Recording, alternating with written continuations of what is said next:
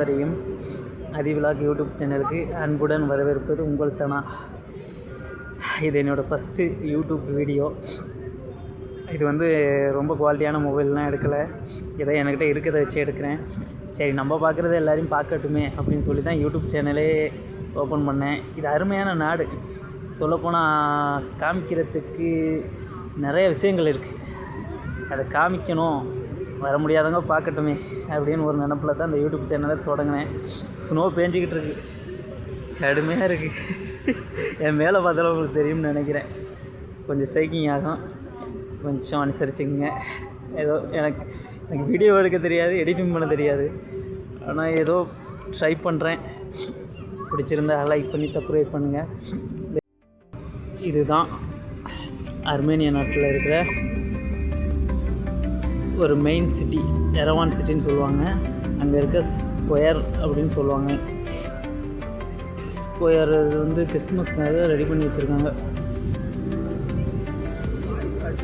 எப்படி இருக்குன்னு பாருங்கள். ஸ்னோ விழுகுது, அதில் அந்த லைட் செட்டிங் அவ்வளோ அழகாக இருக்குது, சொல்கிறதுக்கு வார்த்தை இல்லை. ஸ்கொயர் ரவுண்டாக இருக்குது, ஆனால் ஸ்கொயர்னு பேர் வச்சுருக்காங்க. அதான் எனக்கு ஒன்றும் புரியலை.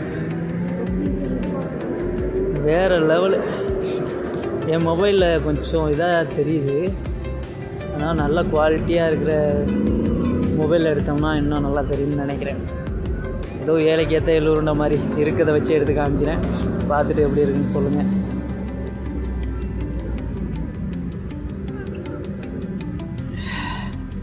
ஸ்னோ விழுந்துக்கிட்டு இருக்கு. நியூ இயருக்காக ரெடி பண்ணியிருக்காங்க. 2026 கீழே பார்த்தா தெரியும், ஸ்னோ பெஞ்சு இருக்குது. எவ்வளோ அழகாக இருக்குது. என்னால் முடிஞ்ச அளவுக்கு கிளியராக காமிச்சேன். கை ஆடுன்னா என்ன பண்ணுறது, ஸ்னோ பெஞ்சிக்கிட்டு இருக்கு, ஈரமாச்சு. தெளிவாக தெரியும்னு நினைக்கிறேன். பைக்கு மொபைல் ஸ்டாண்டில் வச்சு இந்த வீடியோ எடுத்துக்கிட்டு இருக்கேன். இது என்னோடய பார்க்கிங்கு. ஆமாம், இது மேலே இருக்கிறது தான் என்னோடய ரூமு. இது அங்கே பங்காளி பசங்களோட பைக்கு. நான் இனிமேல் தான் நிறுத்த போகிறேன். ஆனால் பெருமைக்கெலாம் சொல்லலை. நான் கிட்டத்தட்ட 6வது முடித்ததுலேருந்து பைக் ஓட்டிக்கிட்டு இருக்கேன். அதே மாதிரி குவைத்துலேயும் 3 வருஷம் வண்டி ஓட்டிட்டேன்.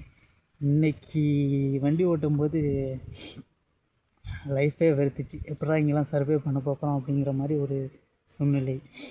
ஆமாம், ஒன்றுமே தெரியலை, கண்ணெல்லாம் ஃபுல்லாக மறைச்சிடுச்சு.